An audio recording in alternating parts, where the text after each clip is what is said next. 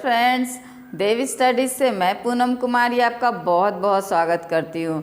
दोस्तों, हम लोग प्राचीन भारतीय इतिहास को जानने के क्रम में आज सिंधु घाटी सभ्यता या हड़प्पा सभ्यता के बारे में पढ़ेंगे। लेकिन हड़प्पा सभ्यता या सिंधु सभ्यता को पढ़ने से पहले हम लोग इससे जुड़ी कुछ तथ्यों को जानने का प्रयास करेंगे। दोस्तों, यह बहुत इंटरेस्टिंग चैप्टर है, क्योंकि सोचिए ज़रा कि आज हम लोग जिस तरह से जी रहे हैं, मतलब कि हमारे पास सुख सुविधा के सारे साधन हैं, हम मेट्रो इस्तेमाल कर रहे हैं, हम 4G नेटवर्क इस्तेमाल कर रहे हैं, हम प्लेन इस्तेमाल कर रहे हैं, और ये सब चीज़ें तो दोस्तों आगे चल के अपग्रेड होना चाहिए। लेकिन कोई अगर हमसे ये कहे कि ये अपग्रेड ना हो करके 200-400 साल बाद ये ख़त्म हो जाएगा, मीन्स हम लोगों को फिर से पहले से यानी शुरुआत करनी होगी, तो ये बहुत आश्चर्य लगेगा। तो किंतु ठीक ऐसा ही हुआ है सिंधु घाटी सभ्यता के साथ। जो सिंधु घाटी की सभ्यता है वो मीन्स हम लोग जब तक इसकी खोज नहीं हुई थी तो हम लोग ये जान रहे थे कि जो वैदिक सभ्यता है वो सबसे पुरानी सभ्यता या प्रथम सभ्यता भारतीय इतिहास में मानी जाती थी। किंतु ये सबसे पुरानी सभ्यता है, यानी 1921 में जब इसकी खोज की गई तो पता चला इसके खोज के द्वारा कि इसका जो काल है ये सबसे पहले यानी वैदिक काल से भी ये पहले की सभ्यता मानी जाती है। इतनी पुरानी सभ्यता होते हुए भी यह बहुत विकसित सभ्यता थी, बहुत ही समृद्ध सभ्यता थी। किंतु इसका विकास आगे होने के बजाय ये अचानक से लुप्त हो जाता है। कैसे, क्यों, क्या कारण है, इसके बारे में अभी तक कुछ भी ऑथेंटिक प्रमाण प्राप्त नहीं किया जा सका है। लेकिन हम लोग बस अंदाज़ा लगाया जा सकता है, लगाया जा रहा है कि हाँ मीन्स कोई प्राकृतिक आपदा रही होगी, या कुछ बाहरी आक्रमण रहे होंगे, या कुछ भी ऐसा बड़ा कारण रहा होगा जिसके कारण इस सभ्यता को बढ़ने के बजाय यानी इसका विकास आगे होने के बजाय इसका अंत हो जाता है। तो चलिए इस सभ्यता के बारे में जानने के लिए हम लोग और इससे जुड़ी विभिन्न तथ्यों की तरफ चलते हैं। तो सबसे पहले तो दोस्तों इसकी खोजकर्ता के बारे में हम लोग जानेंगे कि इस सभ्यता के खोजकर्ता कौन थे। तो ऑथेंटिक रूप पर तो इसके जो खोजकर्ता है वो जॉन मार्शल माने जाते हैं। 1921 में जॉन मार्शल के द्वारा सर्वप्रथम इस सभ्यता की खोज की गई थी। किंतु इस यानी जॉन मार्शल के पहले भी बहुत से लोगों यानी इतिहासकारों के द्वारा इसको खोजने का प्रयास किया गया, जिसमें चार्ल्स मैसन सर्वप्रथम माने जाते हैं। ये चार्ल्स मैसन 1826 में एक बार क्या होता है कि वो पाकिस्तान का दौरा करते हैं, और पाकिस्तान के दौरे के क्रम में उन्हें कुछ ऐसा बेसिक चीज़ वहाँ से प्राप्त होता है जिसके अनुसार उन्हें ये अंदाज़ा लगता है, यानी वो ये अनुमान लगाते हैं कि यहाँ कोई पुरानी सभ्यता रही होगी। किंतु वो इस खोज को यानी इस अनुमान को आगे वो नहीं बढ़ा पाते हैं, किंतु वो एक पत्रिका प्रकाशित करते हैं, नैरेटिव ऑफ जर्नीज़। तो इस नैरेटिव ऑफ जर्नीज़ जो पत्रिका है उसमें इस चीज़ का वो जिक्र करते हैं।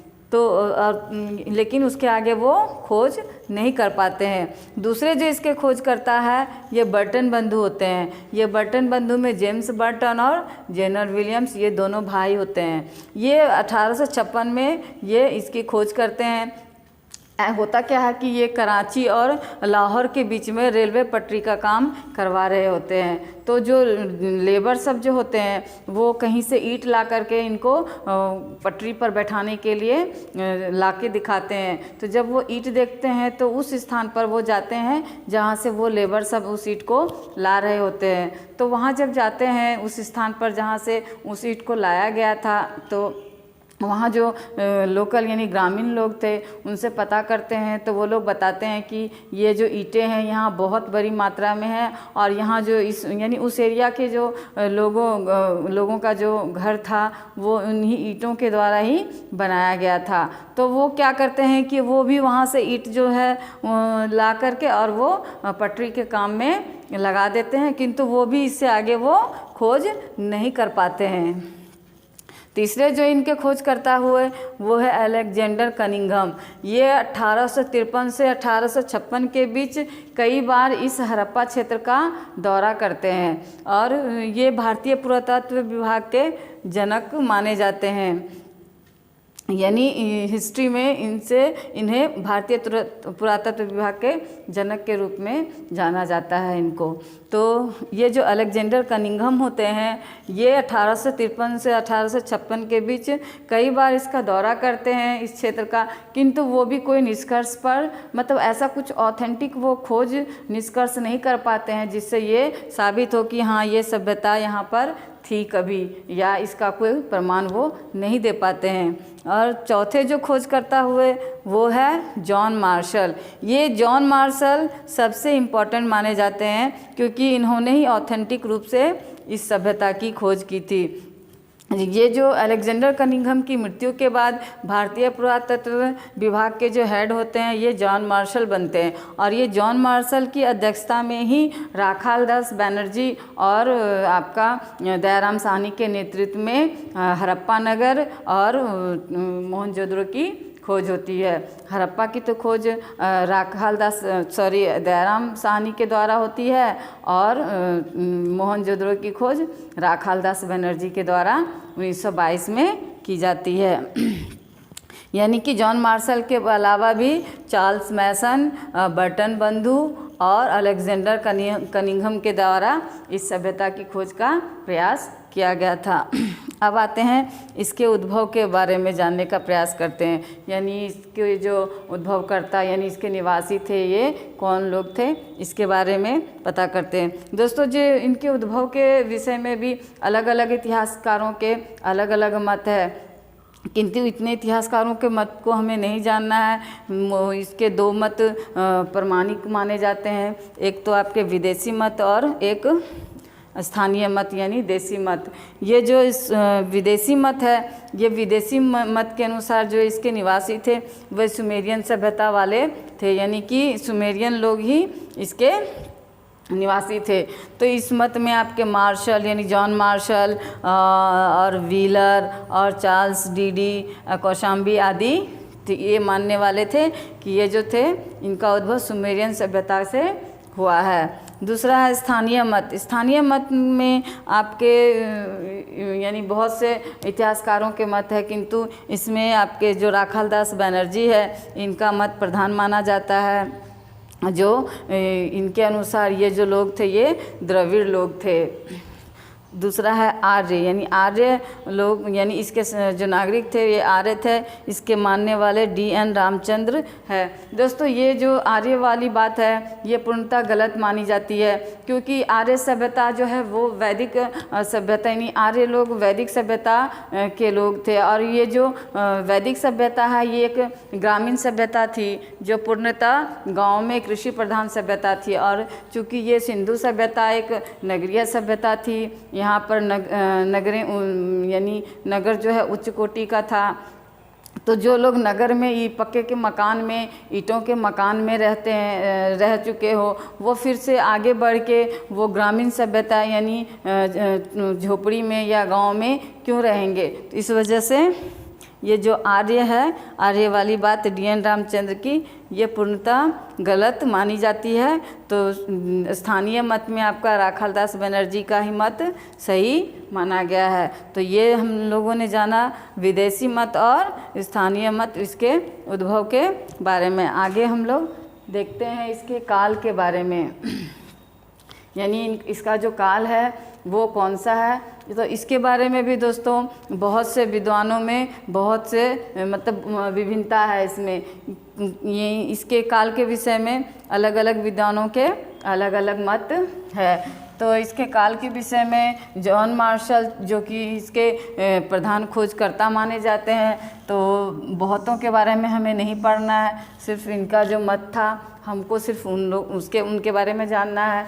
तो उनका जो मत है वो उनके मत के अनुसार 3250 BC से 2750 BC का काल जो है ये सिंधु घाटी सभ्यता का काल माना जाता है।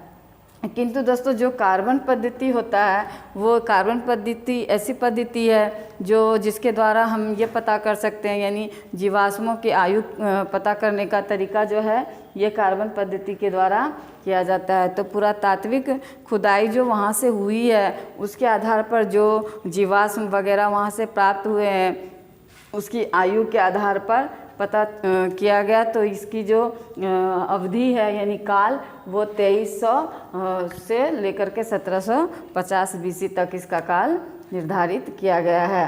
यानी कि ऑथेंटिक रूप से इसका जो काल है 2300 से 1750 BC तक माना गया है। आगे देखते हैं हम लोग इस सभ्यता की विशेषता, यानी इस सभ्यता की क्या क्या विशेषता है ये हमें जानना है। तो इसमें पहले देखते हैं, पहली जो विशेषता है वो है नगरीय सभ्यता। यानी ये जो सिंधु घाटी सभ्यता है ये नगरीय सभ्यता थी दोस्तों। जो ये सिर्फ भारत ही नहीं बल्कि ये संपूर्ण विश्व की प्रथम नगरीय सभ्यता इसको कह सकते हैं। प्रथम सभ्यता तो आपकी मेसोपोटामिया की सभ्यता हुई, लेकिन प्रथम नगरीय सभ्यता आपकी जो है ये सिंधु घाटी सभ्यता मानी जाती है, जो हमारे हिंदुस्तान की, भारत की सभ्यता थी, सबसे पहली सभ्यता। तो ये सभ्यता जो है यानी सिंधु घाटी की सभ्यता ये नगरीय सभ्यता थी, क्योंकि इसका जो नगर जो निर्माण था दोस्तों ये पूर्व से यानी पूर्व और पश्चिम दो भागों में बटा हुआ था। जो पूर्व का जो भाग था ये पूर्व का भाग आपका नीचे यानी निम्न स्थल में था, और जो ये पश्चिम का भाग है ये ऊंचे स्थान में यानी टीले नुमा स्थान पर इसका निर्माण था। यानी कि ये जो पश्चिम का भाग जो था ऊंचे स्थल पर था, और ये इसकी जो भवनें, इमारतें, महल ये अच्छी क्वालिटी के यानी बड़े अच्छे तरीके से बना हुआ था। और ये जो पूर्वी भाग था इसकी जो बनावट थी यानी इसका जो नगर नियोजन था ये निम्न कोटि का था। तो इस अंदाज़ा लगाया जाता है इससे कि जो पश्चिमी यानी जो पश्चिमी भाग है ये भाग में व्यापारी वर्ग या पुरोहित वर्ग या शासक वर्ग रहते होंगे, और ये जो पूर्वी भाग है इस भाग में किसान या श्रमिक वर्ग लोग रहते होंगे।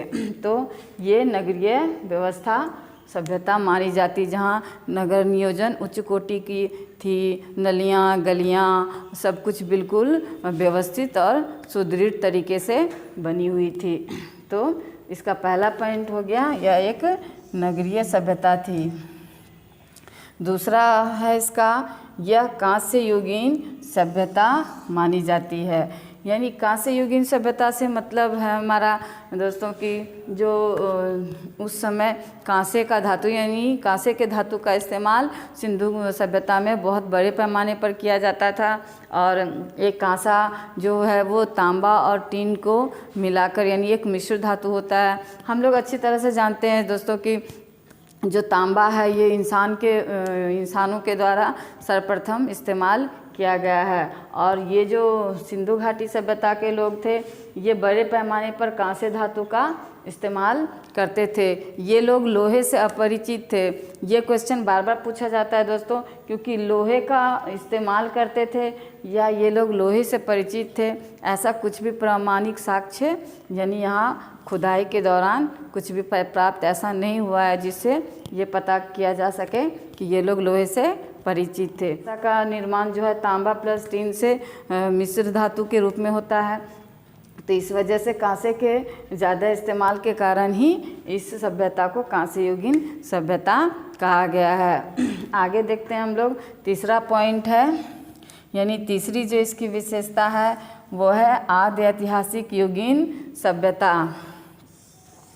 दोस्तों आदि ऐतिहासिक युगीन सभ्यता का अर्थ हम लोग जानने का प्रयास करेंगे पहले कि आदि युगीन सभ्यता यानी आदि युग, आदि ऐतिहासिक युग है क्या। तो आदि ऐतिहासिक युग मतलब हम लोग जो इतिहास को है वो 3 भागों में विभाजित करके पढ़ते हैं। एक प्रागैतिहासिक काल, एक है आपका आधे ऐतिहासिक काल यानी दूसरा आधे ऐतिहासिक काल हुआ, तीसरा जो है वो आपका हो गया ऐतिहासिक काल। जो प्राग ऐतिहासिक काल जो हुआ उस काल से हमारा तात्पर्य है ऐसे काल से जहाँ पे पुरातात्विक खुदाई के रूप में हमें मतलब कुछ साक्ष्य मिले हैं, लेकिन उसमें साहित्यिक साक्ष्य यानी लिखित साक्ष्य कुछ भी नहीं मिला है। तो ऐसे काल को हम लोग प्रागैतिहासिक काल के रूप में जानते हैं। ऐसे काल में आपका पाषाण काल आता है। दूसरा हो गया आदि ऐतिहासिक काल। ये आदि ऐतिहासिक काल से हमारा तात्पर्य ऐसे काल से है जिसमें मतलब पुरातात्विक खुदाई तो यानी पुरातात्विक साक्ष्य तो मिले हैं और लिखित साक्ष्य भी मिले हैं, लेकिन उस लिखित साक्ष्य को पढ़ा नहीं जा सका है। मीन्स उस लिखित साक्ष्य को पढ़ने में अभी तक कामयाबी हासिल नहीं की जा सकी है, या उसकी भाषा के रूप में हो, चाहे उसकी लिपि की कठिनाई के रूप में है, जो भी रीज़न हो, तो उसको अभी तक पढ़ा नहीं जा सका है। तो ऐसे युग को हम लोग आदि ऐतिहासिक युग की श्रेणी में रखते हैं। तो चूँकि हड़प्पा काल से अभी तक जो कुछ भी प्राप्त हुआ है उसको पढ़ा नहीं जा सका है, तो इस वजह से इसे आदि ऐतिहासिक युगीन सभ्यता भी कहते हैं। तीसरा है ऐतिहासिक युग। ऐतिहासिक युग से हमारा तात्पर्य ऐसे युग से है जहाँ से हमें पुरातात्विक साक्ष्य भी मिले हैं और लिखित साक्ष्य भी मिले हैं, यानी पुस्तकें, ग्रंथ और किताबें जो मिली हैं वो, और उसे पढ़ा भी जा सका है। तो ऐसे काल को हम लोग ऐतिहासिक काल के रूप में जानते हैं। तो चूँकि हड़प्पा सभ्यता से जो भी मिला है उसे अब तक पढ़ा नहीं जा सका है, तो इस वजह से इस काल को आदि ऐतिहासिक युग के अंतर्गत रखा जाता है। चौथा है व्यापार प्रधान। जो सिंधु घाटी सभ्यता है दोस्तों, नगरीय सभ्यता थी, तो ये व्यापारिक प्रधान सभ्यता भी मानी जाती है। आज भी हम लोग देखते हैं कि नगरों में जो लोग निवास करते हैं वो व्यापारिक लोग होते हैं। वहाँ किसान लोग नहीं निवास करते हैं, बल्कि व्यापार करने वाले लोग ही नगरों में निवास करते हैं। उसी प्रकार उस समय में भी चूँकि ये नगरीय सभ्यता थी, तो ये व्यापारिक प्रधान सभ्यता भी थी। यहाँ चांदी, सोना, टीन, सीसा, गोमेद आदि धातुओं का व्यापार न सिर्फ देश में बल्कि बाहर भी इसका व्यापार होता था। दोस्तों, जो गुजरात में लोथल है जिसकी खोज की गई, तो वो बंदरगाह के रूप में इस्तेमाल होता था। तो इससे ये पता चलता है कि ये सिंधु घाटी के लोग सिर्फ देश में ही नहीं बल्कि देश से बाहर भी व्यापार करते थे। चौथा यानी पांचवा जो पॉइंट है वो है विस्तृत सभ्यता। ये विस्तृत सभ्यता यानी कि ये प्रथम सभ्यता तो विश्व की नहीं कही जा सकती है, क्योंकि प्रथम सभ्यता तो मेसोपोटामिया की सभ्यता थी, किंतु ये सबसे विस्तृत सभ्यता कही जा सकती दोस्तों, जिसका क्षेत्रफल 13 लाख वर्ग किलोमीटर के समथिंग कुछ था। मीन्स अफ़गानिस्तान, आपका पाकिस्तान, भारत का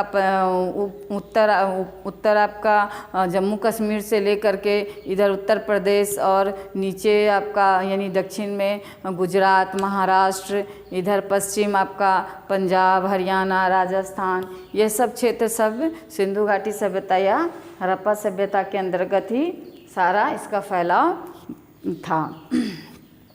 यानी कि ये विश्व की, भारत ही नहीं बल्कि विश्व की सबसे विस्तृत सभ्यता मानी जाती है। अगला है छठा पॉइंट है शांति प्रिय सभ्यता। दोस्तों, शांति प्रिय सभ्यता भी इसकी एक खासियत मानी जाती है, क्योंकि अक्सर देखा गया है कि हर काल में युद्ध जो है अनिवार्यता हुआ ही है, चाहे वो क्षेत्र विस्तार के लिए हो, चाहे वो अपने स्थायित्व के लिए हो, चाहे वो गद्दी प्राप्ति के लिए हो। मीन्स युद्ध हर काल में अनिवार्यता हुआ ही है। तो किंतु ये सिंधु घाटी सभ्यता का काल ऐसा काल है जहाँ पर युद्ध यानी कोई बड़ा युद्ध या कोई ऐसी घटना हुई हो, ऐसा कुछ भी इसका साक्ष्य या प्रमाणिकता कुछ भी ऐसा प्राप्त वहाँ से नहीं हुआ है जिससे ये प्रमाणित हो कि वहाँ कोई बड़ा युद्ध या कुछ ऐसी घटना घटी। यानी कुछ भी हथियार या औजार या ऐसे कोई बड़े पैमाने पर शवदा या ऐसा कुछ भी नहीं मिला है जिससे यहाँ युद्ध के कोई प्रमाण प्राप्त हुए हैं। तो इस वजह से ये शांति प्रिय सभ्यता के अंतर्गत आती है। 7वां पॉइंट है त्रिभुजाकार आकृति। दोस्तों इसकी जो आकृति है मीन्स अफ़गानिस्तान से लेकर के आपका ऊपर यानी उत्तर में जम्मू कश्मीर से लेकर नीचे आपका मध्य प्रदेश से होते हुए आपका राजस्थान महाराष्ट्र तक आपका फैला हुआ था। तो इस आकार की आकृति त्रिभुजाकार इसकी बनती है, यानी इसका जो आकार है ये त्रिभुजाकार माना जाता है। तो इसकी जो विशेषताओं में नगरीय सभ्यता हो गई, दूसरी होगी कांस्य युगीन सभ्यता, तीसरी हो गई आदि ऐतिहासिक युगीन सभ्यता, चौथी हो गई व्यापार प्रधान सभ्यता, पांचवी हो गई विस्तृत सभ्यता, छठवीं हो गई शांति प्रिय सभ्यता और सातवीं हो गई त्रिभुजाकार आकृति, यानी जो इसकी आकृति थी वो त्रिभुजाकार थी। सिंधु घाटी सभ्यता को और बेहतर तरीके से जानने के लिए हम लोग इसकी सामाजिक, धार्मिक, आर्थिक और राजनीतिक स्थिति को जानने का प्रयास करते हैं। चूँकि सिंधु घाटी सभ्यता में जो भी लिखित साक्ष्य मिले हैं वो पढ़ा नहीं जा सका है, मीन्स उसकी लिपि, उसकी भाषा को अब तक किसी भी विद्वान के द्वारा पढ़ा नहीं जा सका। तो इस वजह से इसके बारे में प्रमाणिक तौर पर से तो कुछ नहीं कहा जा सकता है, किंतु इसके जो यानी पुरातात्विक खुदाई के द्वारा जो भी प्राप्त यानी अवशेष प्राप्त हुए हैं उसके आधार पर इतिहासकारों ने अनुमान लगाया यानी अंदाज़ा लगाया है। तो हम लोग उसी अनुमान के आधार पर इनकी सामाजिक स्थिति को जानने का प्रयास करते हैं। या सिंधु घाटी सभ्यता की सामाजिक स्थिति को जानने के क्रम में हम लोग देखते हैं कि ये जो इसकी जो सामाजिक स्थिति है ये मातृसत्तात्मक समाज था, यानी संयुक्त परिवार में ये लोग रहते थे। मातृसत्तात्मक समाज इसलिए कह सकते हैं क्योंकि जो मूर्तियाँ प्राप्त हुई है, एक कांस्य की मूर्ति प्राप्त हुई है और बाकी और भी बहुत सारी मूर्तियाँ खुदाई के दौरान जो प्राप्त हुई है उनमें मतलब महिलाओं यानी महिला की मूर्ति प्राप्त हुई है। तो इस आधार पर अंदाज़ा या अनुमान लगाया जाता कि जो ये सिंधु सभ्यता के जो लोग थे ये मातृसत्तात्मक समाज के लोग थे और ये लोग संयुक्त परिवार में रहते थे। अब इनके यानी कि जो वर्ग है उनके बारे में बात करते हैं तो संभवतः ये लोग 4 वर्ग में थे, जो जिनमें पुरोहित, व्यापारी, किसान और श्रमिक लोग माने जाते हैं। तो जो ये जो पुरोहित और व्यापारी थे, ये पुरोहित और व्यापारी तो उच्च वर्ग में आ जाते थे और ये जो श्रमिक और किसान जो है ये निम्न वर्ग में आ जाते थे। यानी मूलतः जो सभ्यता यानी हड़प्पा सभ्यता थी वो 2 भागों में विभाजित थी, एक उच्च और एक निम्न। यानी तो ये उसकी यानी इसका भाग हो गया, यानी ये 4 भाग में विभाजित थी। अब देखते हैं कि तीसरा पॉइंट क्या है। तो ये महिला पुरुष दोनों श्रृंगार करते थे, यानी जो सिंधु सभ्यता में जो निवासी थे सिंधु सभ्यता के, वो लोग महिला और पुरुष दोनों श्रृंगार करते थे, यानी दोनों आभूषण या जेवर पहनते थे। तो सिंधु सभ्यता में महिला और पुरुष दोनों क्या करते थे, श्रृंगार करते थे। आगे है शतरंज और मुर्गे की लड़ाई प्रमुख खेल थे, यानी ये लोग खेल जो मनोरंजन के लिए करते थे, ये इसमें शतरंज और मुर्गे की लड़ाई जो है इनके प्रमुख खेल थे। तो ये इसकी सामाजिक स्थिति हो गई, यानी कि सिंधु घाटी सभ्यता मातृसत्तात्मक सभ्यता थी।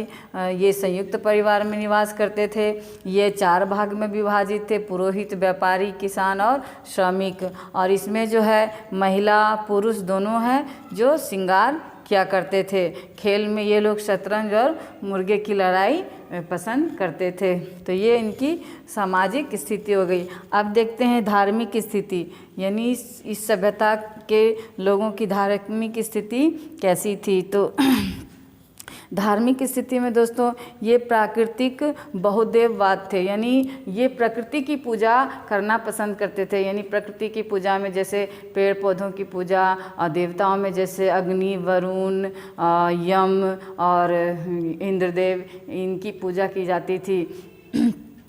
मातृदेवी की पूजा भी यहाँ की जाती थी, यानी इसके भी प्रमाण मिले हैं। मातृदेवी संभवतः ये लोग धरती को मानते थे, यानी पृथ्वी को मातृदेवी के रूप में पूजते थे। ये भी अनुमान लगाया गया है क्योंकि वहाँ कांस्य की मूर्ति प्राप्त की गई है। लिंग योनि की पूजा, यानी यहाँ से एक शिवलिंग भी प्राप्त हुआ है जो बहुत पुराना माना जाता है। तो ये लोग यानी शिवलिंग की यानी पशुपति की भी पूजा की करते थे। यज्ञ अनुष्ठान, यानी यज्ञ अनुष्ठान आदि भी वहाँ पे किया जाता था और इस यज्ञ अनुष्ठान में पशु बलि भी दी जाती थी, यानी बलि प्रथा भी वहाँ प्रचलित था। जादू टोना में भी ये लोग विश्वास करते थे, यानी कि धार्मिक स्थिति में प्राकृतिक बहुदेववाद की पूजा पसंद करते थे, यानी विभिन्न देवी देवताओं की पूजा करते थे और प्राकृतिक यानी पेड़ में जैसे पीपल के पेड़ आदि की पूजा करते थे। मातृ देवी की भी पूजा करते थे, लिंग योनि की पूजा करते थे, यज्ञ अनुष्ठान आदि और पशु बलि भी देते थे, यानी यज्ञ अनुष्ठान में ये बलि की प्रथा भी इनमें थी और जादू टोनों में भी ये विश्वास करते थे। तो ये इसकी धार्मिक स्थिति हो गई, यानी सिंधु सभ्यता की धार्मिक स्थिति ऐसी थी। अब देखते हैं हम लोग इसकी आर्थिक स्थिति, यानी इसकी आर्थिक स्थिति को जानने का हम लोग प्रयास करते हैं। तो आर्थिक स्थिति में हम लोग देखते हैं कि ये जो है कृषि आधारित सभ्यता थी, यानी यहाँ व्यापार भी होते थे किंतु कृषि भी यहाँ पर होती थी। कृषि में गेहूँ, चना, जौ, सरसों, मटर आदि प्रमुख कृषि यानी फसल थे वहाँ की। दोस्तों ये लोग चावल और बाजरे से अपरिचित थे, यानी चावल और बाजरे का वहाँ पर उपजाया नहीं जाता था, किंतु जब उत्तर यानी हड़प्पा काल में देखा गया कि जो लोथल है गुजरात का जो स्थान है जो बंदरगाह के रूप में इस्तेमाल होता था, वहाँ पर चावल के कुछ साक्ष्य प्राप्त हुए। तो ये अंदाज़ा लगाया जा रहा है कि शायद उत्तर हड़प्पा काल में यानी हड़प्पा के अंत होते होते शायद चावल की यानी धान की कृषि वो लोग करने लगे थे। तो उस समय किंतु स्टार्टिंग में चावल और बाजरे से ये लोग अपरिचित थे। चूँकि कृषि होती थी तो वहाँ सिंचाई भी होती थी, नहरें नलियाँ बना करके वहाँ पर सिंचाई का काम किया जाता था। पशुपालन में यानी वहाँ बड़े पैमाने पर कृषि और पशुपालन होता था। इस पशुपालन में बैल, भैंस, भेड़, बकरी आदि पशुओं को पाला जाता था। दोस्तों एक इम्पॉर्टेंट चीज़ है यहाँ पर कि यहाँ जो बैल यानी बैल का इस्तेमाल वो लोग पशुपालन के रूप में करते थे, किंतु वहाँ से गाय के कुछ भी साक्ष्य प्राप्त नहीं हुए हैं, यानी गाय को भी वो लोग पालते थे, ऐसा कुछ भी साक्ष्य वहाँ से मतलब प्राप्त नहीं हुआ। किंतु जब बैल था तो गाय भी होगी, बिना गाय के बैल तो हो नहीं सकता है, तो इस वजह से वहाँ पर जो है गाय से वो लोग अपरिचित माने जाते हैं। तो और अगला है धातु उद्योग, यानी धातु उद्योग से ये लोग परिचित थे। चूँकि वो लोग कृषि प्रधान भी थे और वो व्यापार भी करते थे, तो व्यापार में वो लोग सोना, चांदी, टीन, शीशा आदि का भी व्यापार देश और विदेश में करते थे। तो वो धातु से यानी धातु उद्योग से परिचित थे।